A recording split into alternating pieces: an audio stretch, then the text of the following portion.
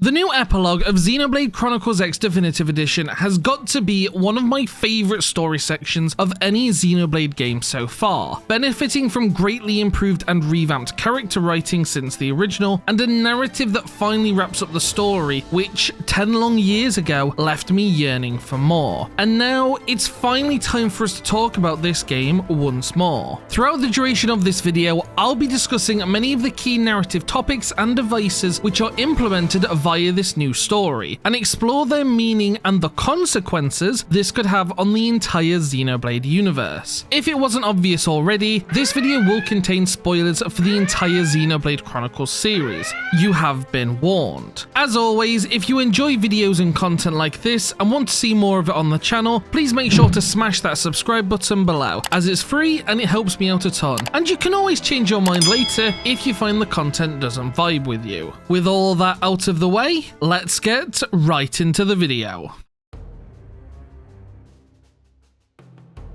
The first thing we need to do is clear up and establish the existence of the Xenoblade cinematic universe, consisting of multiple parallel dimensions that up until now have existed alongside one another in blissful ignorance. Such a concept has always been speculated about ever since Klaus described how his world was affected by the experiment, but this is the first time that it has now been outright confirmed. Whilst it's unclear as to how many different universes there may be, we do now know that they are all connected by a larger overarching space known simply as the rift between worlds. You can think of this as simply being the higher domain equivalent for the Xenoblade series, as it acts as both a way of connecting these universes together and storing the souls and memories of all living beings from all universes. Think of it like a scaled up version of Origin, but instead of it containing the data and information from just the Xenoblade 1 and 2 worlds, it contains all the memories and souls of the people who have existed across all different Xenoblade timelines. This brings us back to the conduit, which we always knew acted like a gateway, but now what's certain is that it connects to the rift, meaning that when Klaus performed his experiment, it was from here that all things of matter and such were flung into, while simultaneously ripping his own reality in two.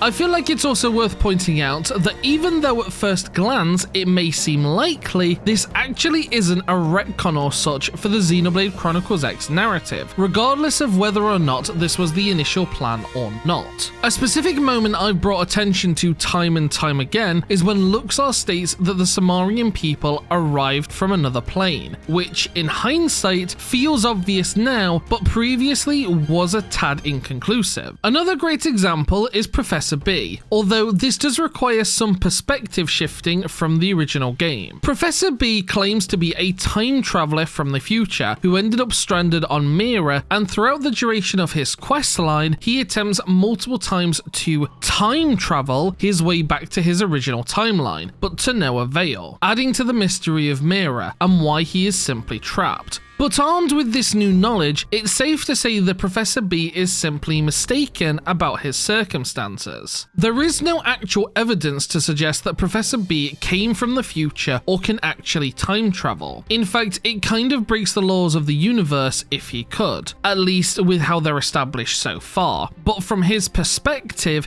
it may at first glance have appeared as if he time traveled, where in reality, he actually jumped universes. There's no rule stating that each parallel universe has to be moving along at the same temporal speed, nor one to say that different universes may have advanced quicker and further compared to the others. So with how technically advanced the people of Professor B's universe seem to be, it seems far more likely that an experiment which was originally purposed and meant to lead to time travel resulted in Professor B being sent into the universe that contained Mira. If you need some evidence to back it up, just talk to him in New LA sometime. He'll explain how in the universe he came from, his people have pretty much scoured all that there is to find, showcasing that Mira exists out of his reality. But there's also another point to keep in mind, and that's the Nopon. Now I know some of you are gonna say, ugh, they're just the mascot characters that don't mean anything. But hear me out.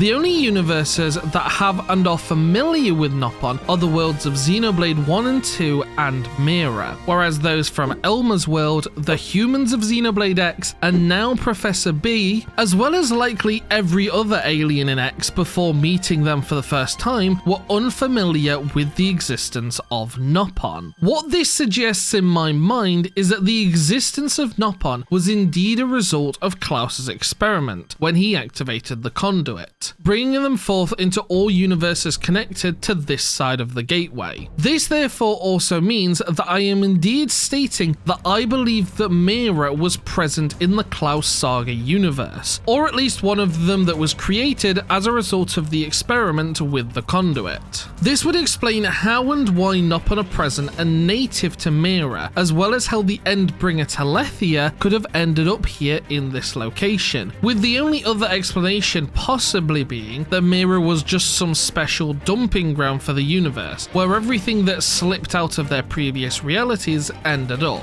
But now that Mira is gone, we will likely never get any form of confirmation of if this was to be the case. So what does all this mean for the narrative going forwards? Well, I still believe that this is on track for setting up an Ogdoad of sorts, which is a concept mentioned throughout Gnosticism. You may have heard me mention it before, but what it actually means is the existence of a multiverse structured around 8 distinct realms, typically represented in either a 6+2 or a 7+1 format. These structures describe 6 or 7 normal universes, often parallel or variant realities, alongside 1 or 2 higher realms, typically reserved as divine spaces or the dwelling of godlike entities. In Gnostic texts, these realms build towards an ultimate divine plane, a unified space of consciousness, often referred to as the Pleroma, or the dwelling place of the Monad, the true god. According to various Gnostic texts, the Ogdoad can largely be broken down into 3 distinct narrative acts, each one highlighting a stage in the metaphysical journey of awareness and unity across the multiverse. The equivalent to this in Xenoblade is Future Redeemed, setting up the first part of this section with the introduction of the Founders, the first to harness the true power of Ouroboros, serving as the equivalent of the Ophites and facing off against Alpha, who takes the place of the Demiurge. Meanwhile, Xenoblade X Definitive Edition explored what would be considered the third part of the Ogdoad narrative, the culmination or unification phase, where all multiversal threads are drawn together and the final confrontation with the Demiurge occurs. In this retelling, both Elma and Cross to some extent become the stand-in for Cosmos, the uniting figure who brings knowledge and technology to pull different worlds together to face a shared threat. It's worth noting, however, that as far as Xenoblade goes, we've only seen parts of these acts depicted thus far, as X only showcases the first half or so of Act 3, as we have yet to actually reach the end goal, which can be considered the Abyss, the location where all consciousness converges to confront the definitive version of the Demiurge. This also means that we've skipped Act 2, the middle arc of the Ogdoad narrative,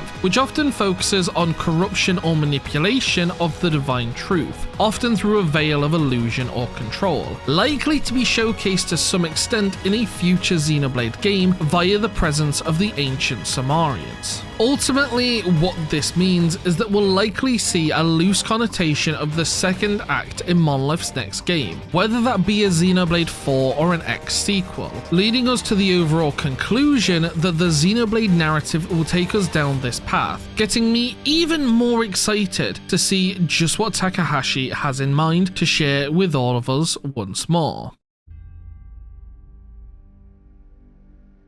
Now that all the universe mumbo jumbo has been established, we can start talking about something a tad more exciting, like our brand new antagonist for Xenoblade Chronicles X, originally known as the Great One, but you'll recognize him by the name of Void. Void was originally a member of the Sumerian race, an ancient civilization which resided across multiple universes within the Xenoblade timeline, and worked as a scientist by studying an equally ancient artifact known as the Conduit. The Sumerians themselves are largely still a mystery, but what we can surmise is that they were a civilization who found and harnessed the conduit to further their technology and allow them to traverse across the Xeno multiverse. As mentioned before, the conduit itself is virtually just a gateway between the Rift and the specific Xenoblade universe that it's located in. This also means that the conduit seen in the Klaus universe and the one shown in possession of Samar are not necessarily the exact same, instead different openings which reside in each of their respective universes, but all connecting to this central Rift area. Using the power of this device, which is harnessed from the Rift itself, it seems the Sumerian people began navigating between universes, populating them in the process by leaving members of their civilization on a habitable planet or two within each respective reality, before moving on to the next, allowing life to then flourish via their descendants, leading to potentially the creation of most life within the entire Xenoblade multiverse. As far as we know so far, it seems the people of Elmer's world, the entire Kalurian race, and the people of the Xenoblade X universe's Earth were all born from Samar's actions, but the other races we know of so far, including those within the Klaus Saga's universe, are unconfirmed as of right now, but it is worth potentially keeping an eye on for future reference. Additionally, this may even tie back into Perfect Works and Xenogears lore in relation to how the original Zohar or conduit was discovered. It's a tad inconclusive, but what showcased are in effect hypotheses and theories from the humans of the Xenogears Earth that life may not have originated solely on their planet, and instead been influenced by an outside force, speculated to be another civilization due to the artificial nature of the Zohar's construction, with its eye and shell-like container,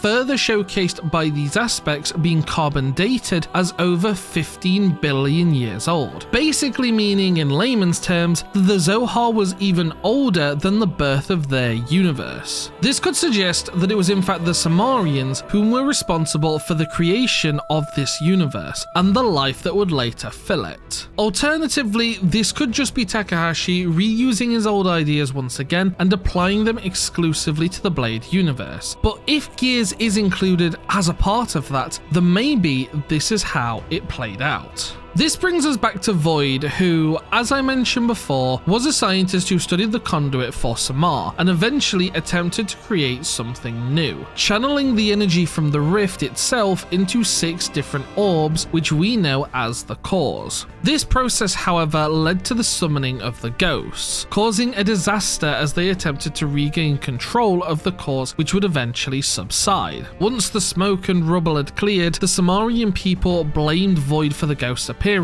and as a punishment for his crime, banished Void into the rift between worlds within his prison of Volataris, where, unable to die and fade away, his mind and consciousness would be trapped for all eternity. For whatever reason, the Sumerians seem to be against the concept of death itself, as is showcased via the lore with the first spear, and therefore instead decided that eternal imprisonment was the better option. This actually goes back to something I talked about in a video way back when, during the build up to Xenoblade 3's launch, where I mentioned how the words Aionios Mira is actually a biblical term, meaning eternal peace, which, as I mentioned in that video before, can also be worded or interpreted as inescapable utopia. Originally, I was applying the idea solely to Mira, but now I think this works far better in consideration of Void's plight, as he was meant to be trapped within his prison for all eternity, whilst unable to perish. This comes back to Klaus's words in Xenoblade 2 of man's age-old quest for immortality, and from our mortal perspectives, Void's prison and Volataris itself could resemble that of a place which we may refer to as Aionios Mira. Many thousands or maybe even millions of years later, however, Void would find an opportunity to free himself from his cell, allowing his mind to wander free once more within the universe. Owl describes the cause as being both a combination of his prison deteriorating with time and a ripple that came from another world, which I personally believe to be the Klaus experiment. As a reminder, Void was imprisoned within the rift that connected all worlds together, which was showcased to contain the Klaus Saga universe via the floating shards which passed by the Ares. And as I mentioned before, the conduit is effectively a doorway or opening connecting their universe to the rift, which leads to all other worlds. Aside from the effects within his own universe, creating both the Xenoblade 1 and Xenoblade 2 worlds, it was also stated that the contents of his world were flung into many different universes, which likely passed through the rift itself, and therefore, I believe the activation of the conduit for the purpose of Klaus's experiment allowed Void to temporarily transcend his prison and make his way back into one of the universes, manifesting into the vessel of the Vita, a Samarian Skell. This is when the game then tells you that he then produced the Ganglion, which may lead you to believe that he engineered them himself, but in reality, it's closer to him creating the faction and leading their rebellion.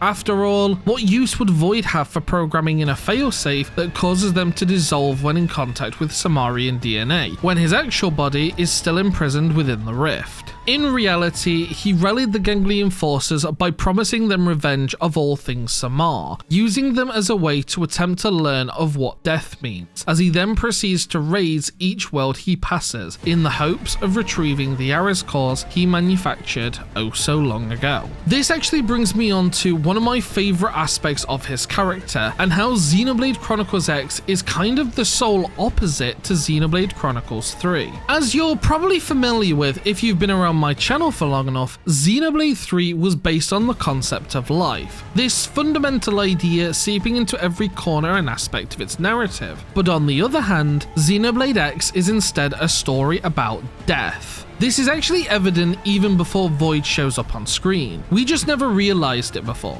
The story literally begins with the death of Earth, and that sets the tone for everything that follows. Lao's entire arc centers around the grief and trauma from the death of his family, and how he would rather die and be with them once more instead of living a hollow fake life within a Mimizone. Whilst the Lifehold itself serves as a way to prolong man's existence, its name ironically contrasting its function, holding not life, but the denial of death, leading to repeated questions arising and a shift in our perspective. What is death? Is it simply the decay of a person's physical vessel? Is survival the same as living? This is where Void enters the fray, becoming the embodiment of the game's central theme. As a being who sought to understand death but could never bring himself to face it, he reflects humanity's own fear of the unknown, the innate dread of oblivion. He feared disappearing, so he ran from it, convincing himself that the weak perish whilst the strong endure, fueling his cruelty and giving reason to his actions. But in doing so, he never truly learned what death meant. Even despite his curiosity, he remained a coward until the end.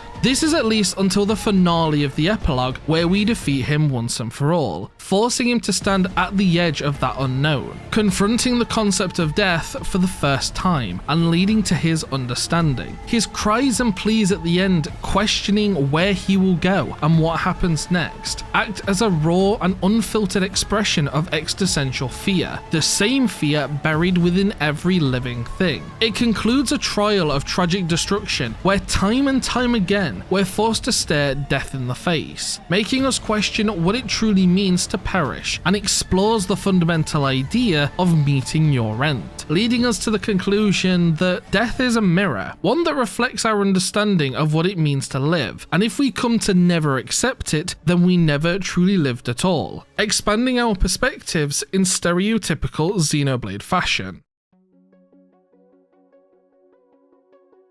One of the key aspects of the new epilogue story is the introduction of the Ares Prime, also referred to as the original Ares. This is actually the exact Skell which Void constructed from the conduit's power, causing the ghost to appear and the events of the story to then take place. After this occurred, the Ares was seemingly destroyed, or a better word may be dismantled and buried within the depths of Elma's homeworld, where they would then eventually excavate it and use it to fend off the Ganglion once more. During this process, the Ares likely went through a few shifts in design and use cases, as the version displayed in the presence of Void looks slightly different to the one we see as the Ares Prime. The reason being that, as Elma stated, their version of the Ares was constructed via ancient records left behind by ancient Samar, and were largely parts applied to just make the scale operational in the first place. Presumably, this would be the parts which fell off the Ares when Void initially stole the cores, revealing the inner raw design of the Ares, which was displayed in the Art of Mira art book, and more closely resembles the Ouroboros, specifically the one seen at the end of Future Redeemed. It's also worth noting that after excavating the first Ares, Elma's people continue to construct new versions of it, or at least scales based on the Ares, to further combat the Ganglion. It's likely to assume that these Ares-like skulls didn't have cores of their own, similar in essence to the Earth-made Ares 90 and 70, but were instead powered via some other means. Assuming that the short stories haven't been rewritten, there is lore and info surrounding the power source of Earth-made skulls, which used a dark matter engine, something that was present on the White Whale but supposedly fell onto Mira separately to everything else, functioning similarly to how the Artificers worked in Xenoblade Chronicles 2 with slave generators. There's a super interesting article if you want to read more about this on xenomira.wordpress.com, which I'll link in the description, and whilst it's possible that the Ares-like skulls Elma's people made were powered the same way, I also can't rule out the possibility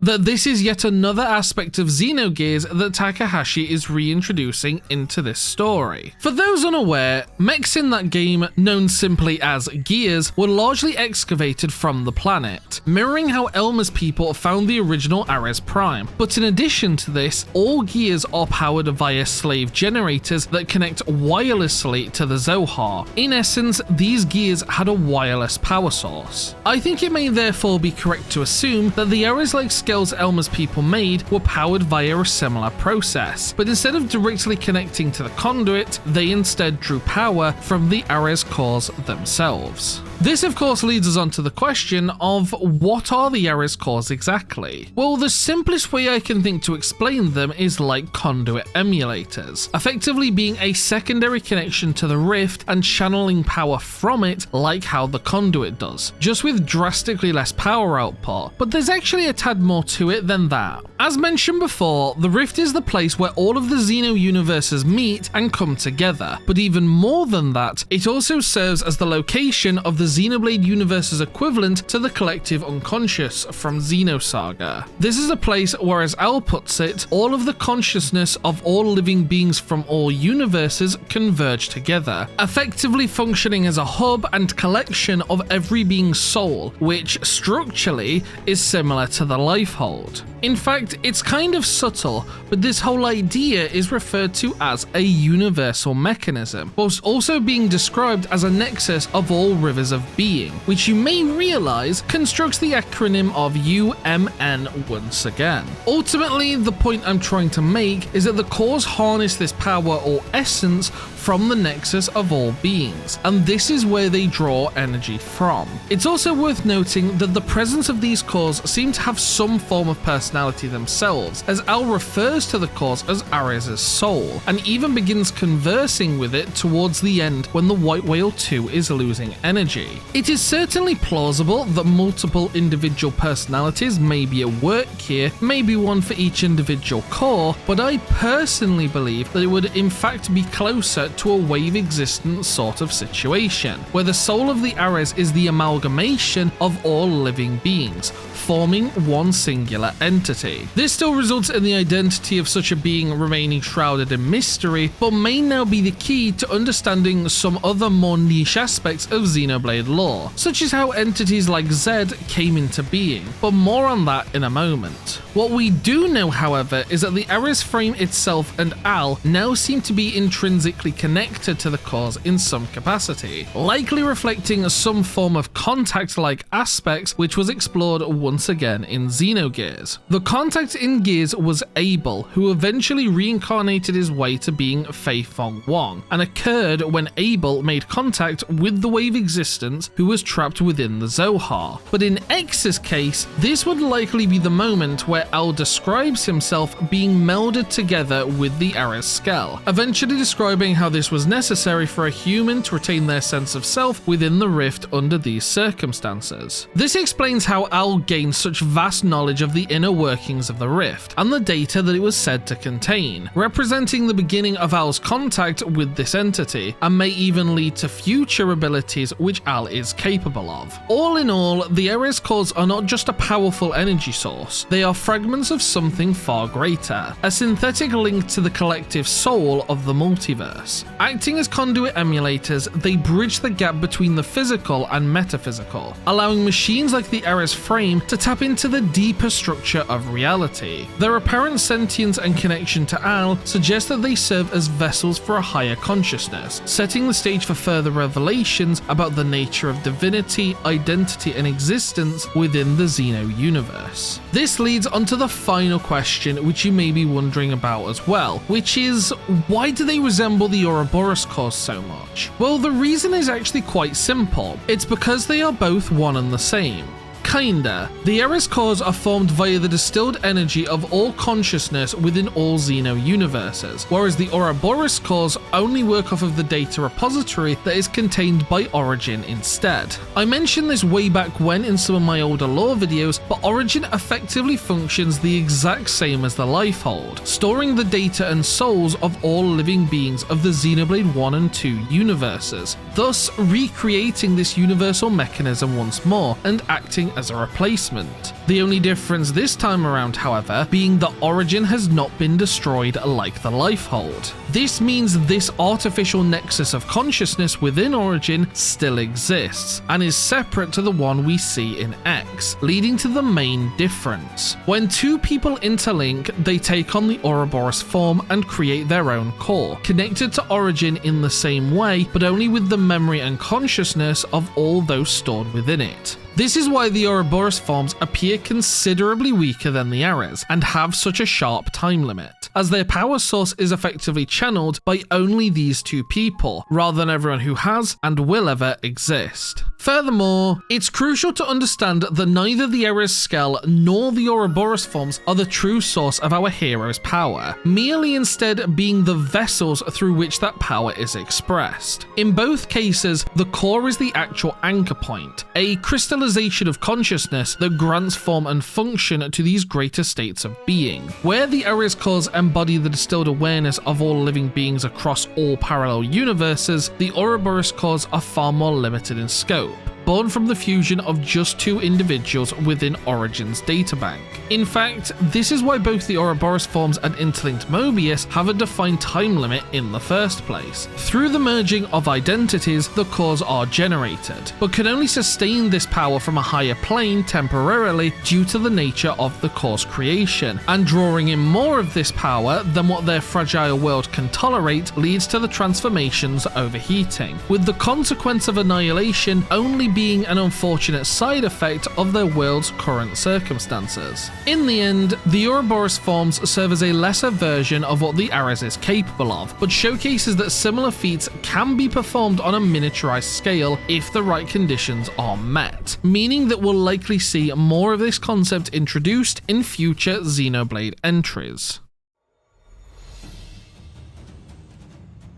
It's actually kinda crazy to think that after 10 long years, we've finally encountered the ghosts for the first time on Mira, and actually now have a relative understanding of their purpose within the grander narrative. So, after all this time, what are they? Well, the ghosts function like the Xeno multiverse's corrective system, in that they appear when something needs setting back to rights. For the purposes of X's story, that correction would be the Ares cores, which, as we've explained, contain the condensed info and power from the rift. It was only after Void had constructed 6 of these to power the Ares that they first appeared and challenged the Sumerians, and after the Sumerians initially dismantled and deactivated them, they seemingly never appeared again until Elma's homeworld made the mistake of rebuilding the Ares to confront the Ganglion. That said, it appears as if a certain tolerance has to first be breached before the ghosts make an appearance, as they never showed up whilst the Sumerians or even Klaus had access to the conduit, and even permitted Void to create up to 5 cores before the 6th one tipped us over the edge. Furthermore, it took an additional 2 years after the White Whale was transported to Mira's universe with the destruction of Earth before they made their reappearance, likely due to the Ares cores using up a portion of their power to allow the White Whale to make its way to this universe, taking time over those 2 years to restore its power and re-summon the ghosts. Again, this can be further seen with Al, as we can presume, seeing as he spoke to the spirit of Lao, who must have already passed, that the ghosts only appeared on Mira and caused the DMAT events as a consequence of Al making his way onto Mira, tying back into how they describe it in game being cause and effect. This does also mean that, in theory, the ghost will actually target the White Whale too sometime in the future, as the Ares and its cores remain in their position and will almost certainly bring the ghosts back to their new world for a future installment in the Xenoblade series. To talk thematically for just a moment, this whole idea and aspect really highlights how this narrative is based on the tale of Moby Dick, a story about futility. It follows a sailor who wishes to catch a white whale named Moby Dick, but no matter how hard he tries, he is unable to do so, and inevitably, the story ends with failure. This is perfectly encapsulated via the humans' efforts to escape their destruction by fleeing into space aboard the White Whale, temporarily finding refuge on Mira before even this becomes an inevitable failure, with them needing to flee the planet once more. This really highlights humanity's futile struggle for survival, even with all the efforts and steps they took. But the message Takahashi is still trying to feed through here is that even when everything is still inevitable and destined for failure, you must still look ahead and move towards the future. Like the Ares cores, however, the ghosts seem to have their equivalent phenomenon in Xenoblade 3 via the Black Fog. I've mentioned in the Black Fog and some Fog Beast videos that just like the ghosts, this substance seems to have a will of its own, and is purposed with correcting what could be considered errors within the Xenoblade universe. We know that it's a substance which was created and originated due to the friction between both the Xenoblade 1 and 2 universes, but that doesn't necessarily mean that it isn't a universal mechanism of correction shared across multiversal boundaries. Take the Mobius, for example, and Zed, who are entities much like the ghosts, even possessing similarly structured cores to that of Ouroboros and the Ares, the only difference being the nature of their existence. Zed and Mobius themselves are effectively a combination of Origin's nexus of consciousness and the Black Fog, making them the Xenoblade equivalent to the Testaments, beings who are half human, half Gnosis in Xenosaga. Similarly to the ghosts, they all possess a core naturally in their basic forms, the Mobius of which leak Black Fog when injured, showcasing their nature and serve as a way of correcting the universe. The Black Fog acted with purpose whenever a being or matter became too closely interlinked, causing an annihilation event to take place in an attempt to right the wrong of the universe, that being the restoration of both universes into one, even if that resulted in total annihilation. Zed, however, although composed partially of the Black Fog, shown through the Mobius being incapable of seeing through it, was born from the fear of moving towards the future, which resulted in another solution, one that largely prevented the issues caused by both worlds being separate, whilst maintaining humans' existence and the ability to live, even if it cost them the price of them consuming their life force. The result was ultimately the same, however, and the universe was for the most part corrected. This goes back to the point I was making with the Ouroboros cores, as when an interlink timer was exceeded, the Black Fog rushed to the cores in an attempt to trigger an annihilation event, as the amount of energy which was being channeled from this artificial nexus was being exceeded, and so the fog took action. This ultimately means, however, that both the ghosts and the Black Fog originate as one and the same, one being a lesser component which acts reflexively as a correction algorithm, whilst the ghosts are the actual definitive entity, tasked with interdimensional enforcement of balance and causality. Whilst a degree of access to the divine is certainly acceptable to the ghosts, overuse causes their emergence, and whilst we haven't seen a circumstance where this energy is returned and the ghosts subside, we can certainly assume that it is indeed plausible. What's also noteworthy is the intense amount of black fog which can be found swirling at Volataris's base, likely taken from the prison's time within the rift. Al states that Void's mind being sprung free, alongside the Yaris cores becoming operational once again, is what led to the ghost's appearance. And whilst the cores certainly did most of the heavy lifting in this example, considering they appeared when Void was still just an ordinary Sumerian, the presence of black fog here exemplifies how this was also something that the universe felt needed correcting, albeit with less urgency or intensity than the cores. In this sense, we can almost think of the black fog as a warning, a calm before the storm as you will, signifying that if this process continues, the angels of death may appear to set things to rights, operating on simply a lesser scale whenever the situation calls for it. What's also interesting, however, is how the ghosts make their appearance via the dematerialization events, swallowing everything which they come into contact with. These appear as large spherical voids which seem to gradually grow over time, though seeing as the new epilogue story states that it takes weeks of construction for the White Whale 2 to be completed, likely means that they don't move very fast towards the end, although more gradually appear as time goes on. These don't appear to function like annihilation events either, as the matter seemingly disappears rather than being destroyed, and without original Mobius slowing the world's time down considerably,